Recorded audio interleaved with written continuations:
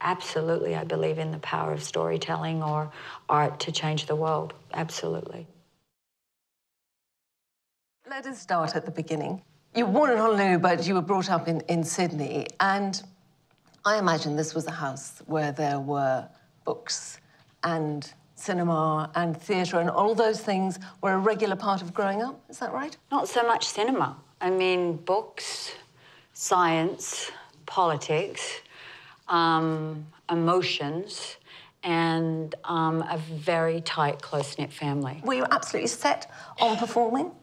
There was nothing in my family that suggested to be an actress, which is why I've always said it's in my blood. I don't know where it came from, but it's like a pull and a calling. And as much as I try to move away from it, and there's been times when I have, it's like this slow thing that pulls me back, and it gives me enormous joy, but it also puts me in a place of being able to communicate. Was there a sort of plan, or then were you thinking, you know, this is a trajectory? Plan.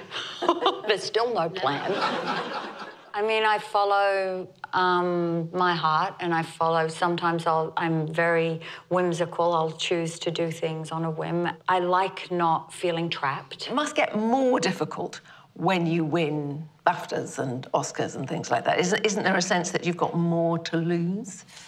You know, there's an expectation, but so then you don't live up to that expectation for a year or two, and then you rise up again, or you discover something else. In my case, I went and met somebody and I fell in love, and I actually had a whole different path in terms of what I wanted to do. I was very lonely, so I went, okay, I'm now gonna try and meet my partner, and that takes time, you know, and it can't be working all the time and flitting off around the world. So I actually sort of went far more inward then. The thing it did was it highlighted to me the idea that I was quite, you know, that I needed to go and have more of a real life, because I had an incredible artistic life. I just didn't have the balance there. There's films that you do because those stories need to be put in the world. There's a reason for them politically or emotionally to be out there. And then there's other films that are entertainment. There's other films that are just, this story I connect to. Do you think films can change things?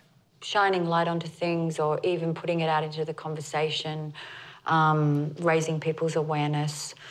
Yeah, all of those things go into whether they immediately change things or whether they slowly drip, drip, drip change things. I believe in the power of storytelling or art to change the world. Absolutely.